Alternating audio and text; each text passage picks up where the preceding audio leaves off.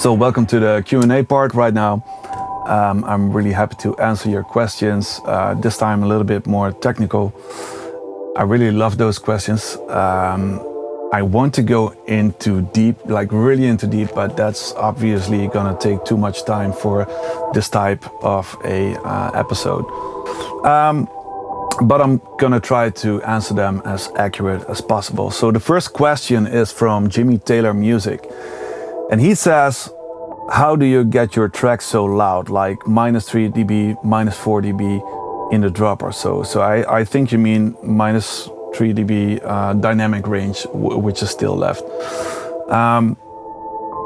And Eternized DJ, he asks, if you do your master yourself, what is on your master chain? So I bundled those two questions together because I'm gonna probably give you the same answer. So this right here is on my master chain. This is all just for an example. Usually it starts with a multiband compressor just to give it a little bit more movement before it goes into the limiter. But right here, I didn't thought that I needed that, because the essence of mastering is getting your track louder, and you do that with a compressor, or in this case, mostly used in hardstyle, especially for mastering, just a good limiter. And invisible limiter, I think, is the best limiter you can get. So the theory of getting your track louder is just removing the difference between the high peaks and the low peaks. So if you're already touching the zero line with the high peaks, but the low peaks are still here, you don't experience the sound that loud. But if you would cut down the high peaks and put them a little closer to the low peaks, so it gets like one straight line, it's obviously easier to get the whole thing louder to the zero. And the zero is like the loudest you can get. We always measure from 0, the loudest, and down in minus dB. So it's usually nothing more than just a limiter that sits on the end of the track, and some metering stuff I got right here that shows you the dynamic range you got still left. So here we have some metering. One is the LFO tool, and the LFO tool does nothing else than showing me what's going on with the waveform. Then I have this AB system, which gives me the opportunity to measure my master to another one, which is really important, because with an AB system there's no delay, and if you would close down your DAW and have to start another track, there's always like a 2-second delay of silence where your ears are losing track of the reference. So I think this is really important to have at the end of your metering. So yeah, let's just see what happens with this track in the LFO tool, in the oscilloscope. What's it actually called? Right here you can see there's a lot of high peaks and low peaks going on, and it actually sounds good, but it's not as loud as you want. So we're gonna increase the input to the limiter,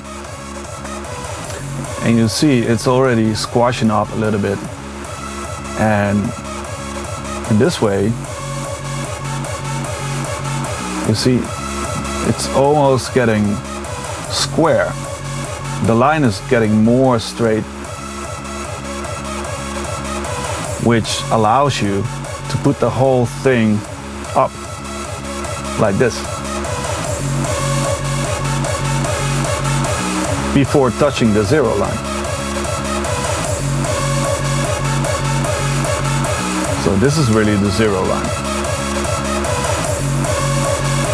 And here we have the dynamic meter that gives you the headroom that you still have left. So that's probably the basics of doing this. And if you feel like it's getting too squashed and it doesn't sound good anymore, because at a certain point it will just clip, it will just saturate too much, and it will just destroy your track. So you want it to sound loud but also natural. If it sounds too saturated or too overcompressed, but it's still not loud enough compared to other tracks, then it's maybe a good idea to remove some low frequencies before the limiter. The limiter is always on the end. So I can go on of this theory like all day, but I have to go on to the next question because we only have little time. So the following question is from Sacred Mind Music, and the question is, how do you mix down your tracks? Do you have any rules for mix down, for example? I do have some rules. I'm not sure it's really important. I think all the small bits you do in the mix will come down to a bigger part of a good mix or a bad mix in the end. So it's all about the small things on every channel, on every bus. Get the right gain staging, and after the gain staging you do the EQing. So you're first gonna see what the priority of the frequency is, and gain stage that to the rest of the mix. And after that you can remove a little bit of the high or a little bit of the low, and but the priority frequency of the thing you want to mix, that is the thing that needs to stay on 0, and you have to gain stage that with your track mixer, with your track gain, to the rest of the mix, I guess. I hope that is the most accurate answer I can give you in this matter at this point. So moving on to the next question. How do you mix your leads and get them so powerful? This question is asked by Doris Maas. Doris Maas, guess you're Dutch. Hi, Doris.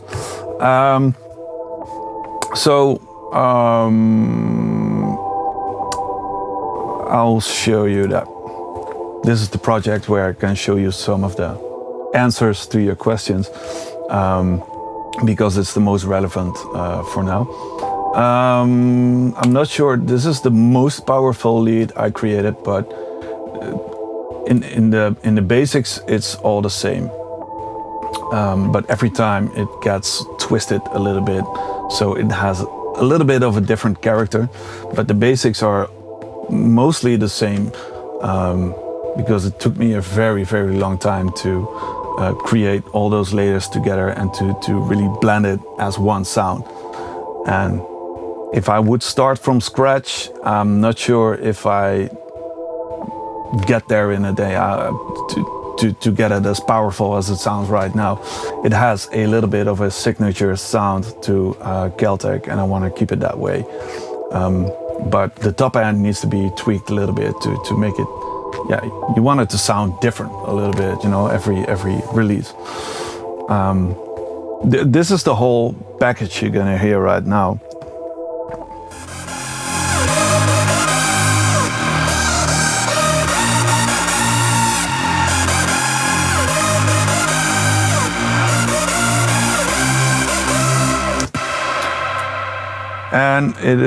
And if we break down that package, it exists from a bass ladder,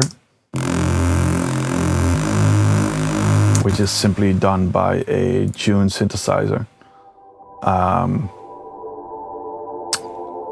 and one layer that is really the main lead. And it exists out of 3 different synthesizers. One tune, there's no virus in this whole thing, no virus synthesizer. I actually tried to copy the virus as much as possible with the June. I really think this is a great synthesizer to do that. And just for the main layer, I guess this is a great sounding thing. It's maybe even better in some ways than the Virus. But it's always a different character. But at this point, I really don't need a Virus anymore. And I like to have everything in a box. I like to work with external synthesizers, but you know, the Virus, you need it in every track and it needs to be synced, and sometimes it doesn't sync, and you know, this is a software-based synthesizer and it's more controllable than a Virus in my opinion. And this is the first layer. And this is the biggest carrier of the lead. And then this is the second layer.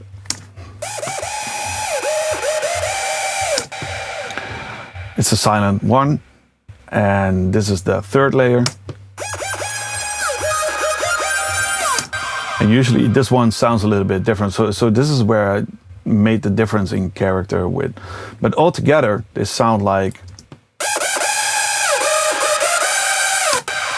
you know, with the previous tracks, in the beginning when I set up this lead pack, it was probably just something like 8 layers.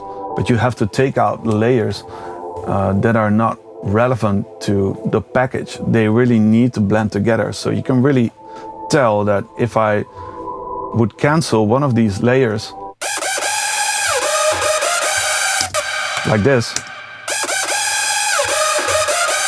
you can really tell there's something missing.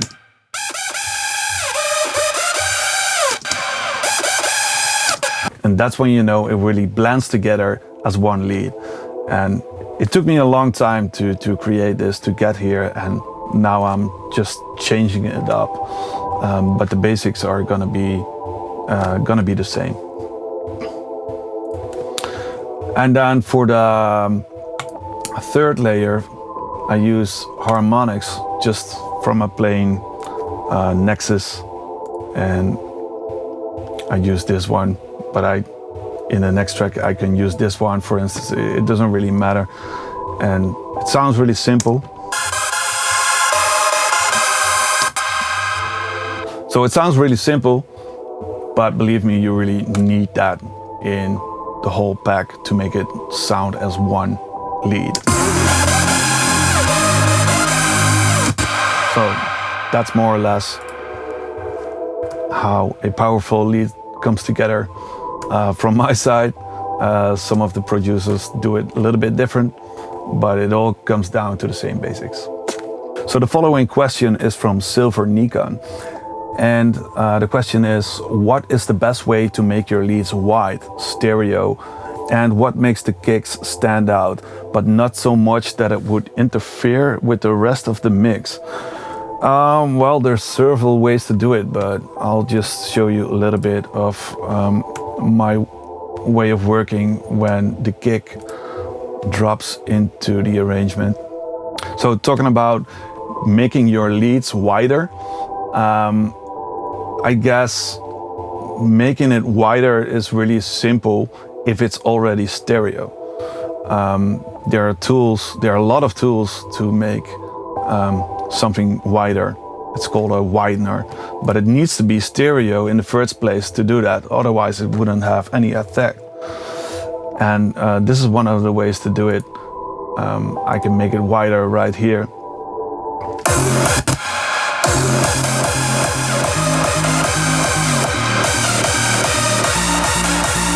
But I'm not really sure if that's noticeable on the thing you hear right now.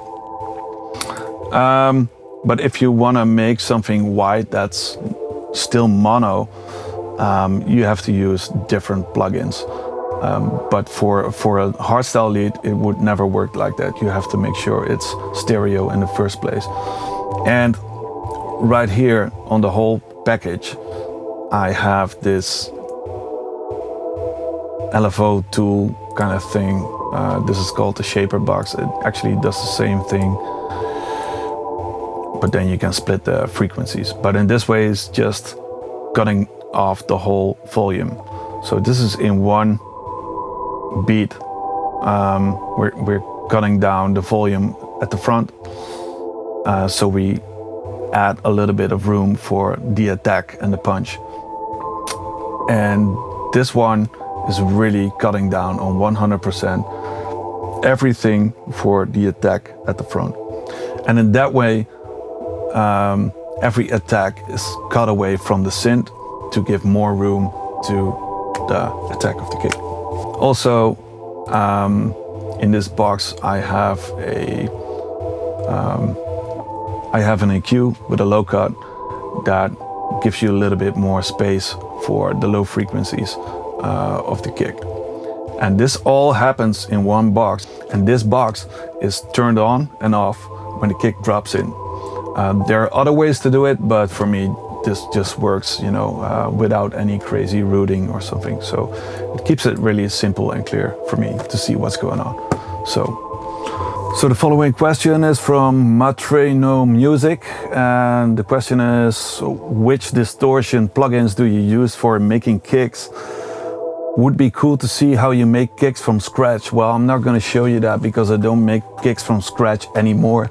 I have so many attacks and so many tails. I can do so many different stuff with that, and I can distort it and create something new with that. And because I use those old layers, I know it's already in the right direction. If I start from zero, from scratch, oh man,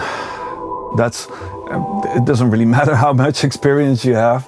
Well, it does matter, but it's still gonna take every DJ or producer a very long time to create something like that. It's just a matter of time and experience, and well, in the end, you're gonna have enough stuff to work with, and you're gonna understand how sound design works.